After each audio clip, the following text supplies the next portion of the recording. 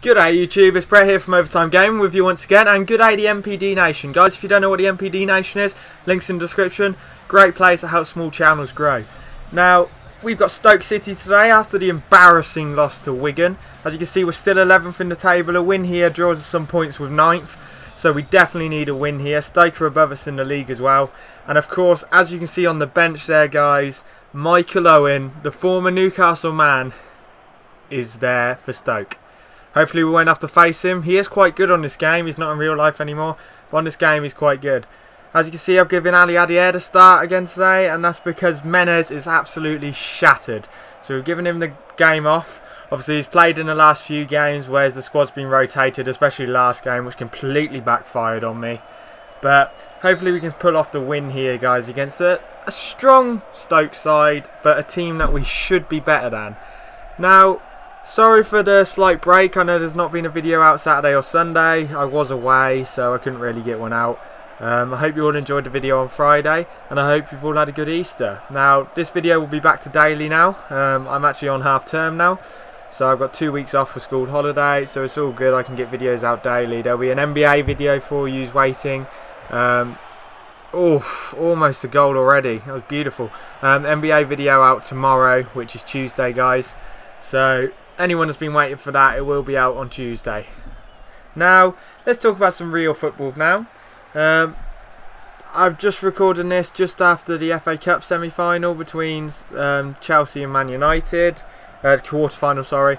And if you haven't seen, guys, Chelsea won 1-0 against Man United. Mbiwa scored. The traitor, just putting it out there. No, he's a footballer, and footballers do that. Everyone's going to move sooner or later. Especially if there's a lot of money involved.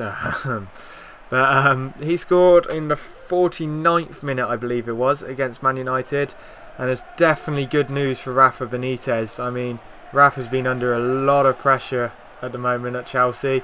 Obviously, he rotated his squad much like I did the other day, and he unfortunately suffered a loss much like I did the other day. So, it's not going quite as planned for Rafa at Chelsea. But he has booked them a semi-final spot, so we may be able to bring them some glory at the end of it. But of course, we all know he will not be staying at Chelsea at the end of the year. And Chelsea are title whores. I'm putting that out there. I don't mind Chelsea fans, anything like that. It's the owner, Abramovich. I really can't stand him.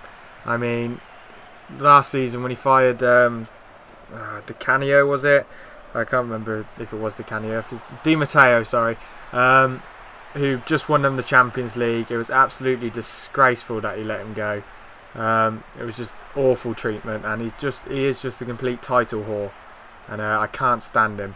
And he's made some awful decisions the past few years, and he's just going to continue to make him if people give him the power that he has. But obviously it knocks Man United out of the FA Cup, and thank God for that. I hate United, not so much the club, but I detest Fergie. I think he believes everyone should be up his arse. And if they're not up his arse, he hates them and feels like the world's treating him like shit. And I'm afraid to say, more referees give decisions for Man United than any other team. And that was an outstanding goal from Moses Sissoko. Sissoko's definitely been growing into form lately for me, and he just scored a cracking shot from outside the area. That's what he's been good at this year. Striking the ball has been brilliant. Let's look at the replay. Beautiful turn there. Strikes it from outside the circle.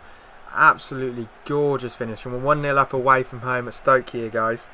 But let's get back to normal football. Now, I'll move on from United because it's nothing against Man United as a club. It is literally Ferguson that I don't like. Obviously, I think he's a good manager, but his treatment of people, his treatment of refs and everything is just disgraceful. Now, one thing we're going to speak about is Di Canio. He's obviously new Sunderland manager. Sunderland let Martin O'Neill go yesterday, or was it Saturday, after they lost to, was it Man United? Was it Man United? Yes, I think it was. Anyway, whoever Sunderland lost against, they sacked Martin O'Neill. And Martin O'Neill's just done a disgraceful job at Sunderland, and I don't really blame him for sacking him. He's been poor for every club he's been at the last couple of years. And once again, he's been poor at Sunderland. Now, they've now brought in Di Canio, and Di Canio sucks. Sorry, Sunderland fans, but Di Canio's an awful manager. You'll find out he's a fascist. So he's just an awful person. But as well as that, in my opinion, I know he'll disagree and say it's because he's a fascist. In my opinion, he's a racist. So I feel the black players at Sunderland are definitely going to be mistreated. He's just an arrogant ass, and he's an awful manager as well. So good luck to Sunderland in the Championship next year.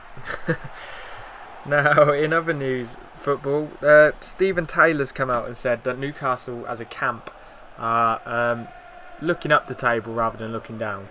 Now, obviously we had an awful loss against Man City at the weekend, 4-0. And Man City were a hell of a lot better side than us. Everyone knew that.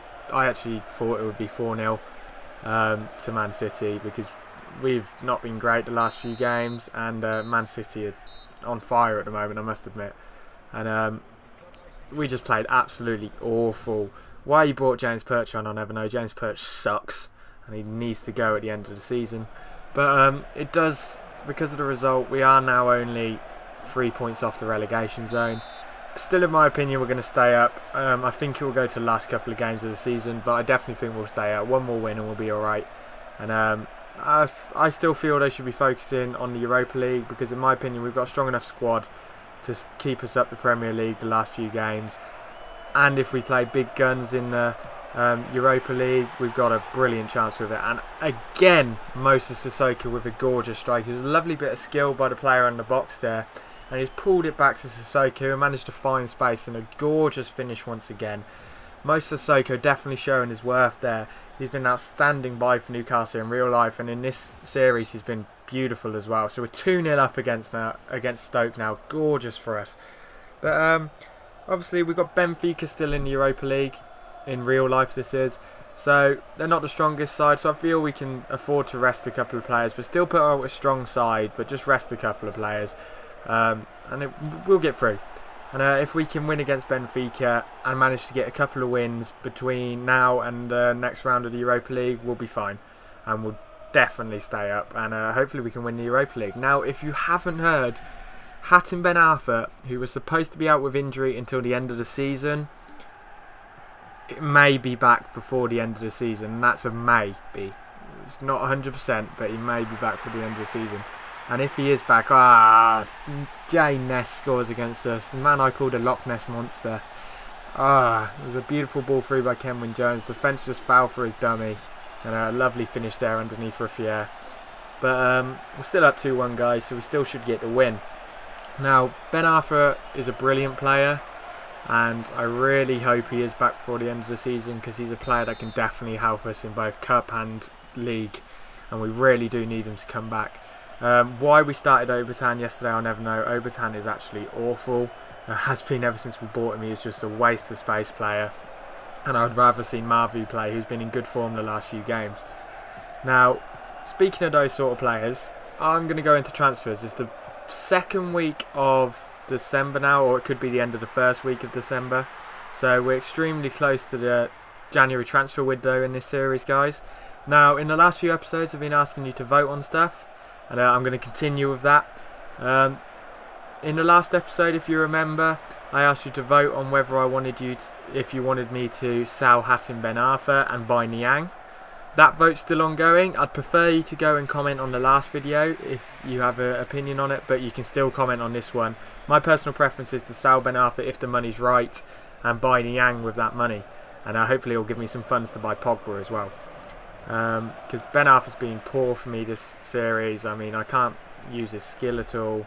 He's just not been the player he should be for us. And the second vote still ongoing is obviously the striker vote. If you remember, I've asked you what striker you would like me to buy, and there's three options: Gomes, Giroud and Gamero. My personal preference is Giroud is the better player of the three in my opinion. He's also the cheapest of the three. And he's a very good player, guys. And he's my personal preference. But of course, leave your vote in the comment section below. Now, the vote for this week, guys, is what left back would you like me to play until January? Would you like me to start Haidara or Bocally? Obviously, Haidara started the last few weeks, but Bocally started the season. Which one would you like me to start? That's your choice, guys, okay? Now, of course, this video is also the comment of the week. And this, of course, is an award to the subscriber that left a comment that I feel is the best comment of the week, guys. Now, there are a lot of candidates for that, and unfortunately, because of time restraints for this video, because I've just completely forgot about it and only just remembered it, and I'm not going back and recording all my audio, we're only going to have one today. Now, this comment of the week's late because of the holiday, obviously. But usually it will be on a Saturday video, guys, so definitely get your comments in starting now on this video, and make sure you check out, you leave a comment on the rest of the videos this week if you want to be in with a chance, and make sure you share the videos, guys, so as many people in the world can see your comments and hear your comments through here. Usually there'll be 2 or 3 in this section, but we're only going for 1 today. And that comment is from Cameron Thompson, and that's on the Wigan video, guys, if you want to go check it out. If you haven't seen the Wigan video, go back and check it out. We had a disgraceful loss against Wigan, and because of that he left a comment saying, no offence, but how the hell did you lose to Wigan, and why did I have so many supporters in the crowd? Now, that comment made me laugh a lot. First, because I have no idea how I lost to Wigan. I rotated my squad and it completely backfired on me, but still I felt I had a stronger squad than Wigan and I really should have won, but I just played awful. But in my opinion, FIFA lies, because Wigan aren't that good at the beginning of the season. He actually left this in another comment. Wigan can only play good at the end of the season, so FIFA completely lied to me in that result.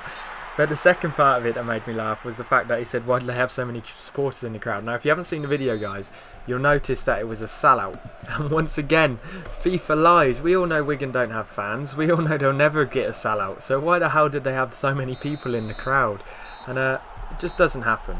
So I really think FIFA need to sort that out. I mean, just never going to happen. So come on, FIFA, sort it out, guys. And as you can see, we won 2-1 against Stoke today, guys, and definitely a big win for us. We really did need that. Sorry I didn't really comment much on the game, but as you can see, Michael Owen did make an appearance for him, but didn't really get much going. He came on around half-time, but definitely picked up a big win on this. It was 4th of December, guys, so it was near the end of the week of the first week of December, and as you can see, we're going up there. We've moved up to 10th now, joint on points with 9th place Arsenal, and we go up against Fulham in the next video, guys.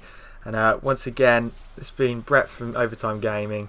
Hope you've all enjoyed the video, guys. Like, comment, and subscribe, guys, and follow me on Twitter for any news on upcoming videos. And peace out, YouTube. We're heading into overtime.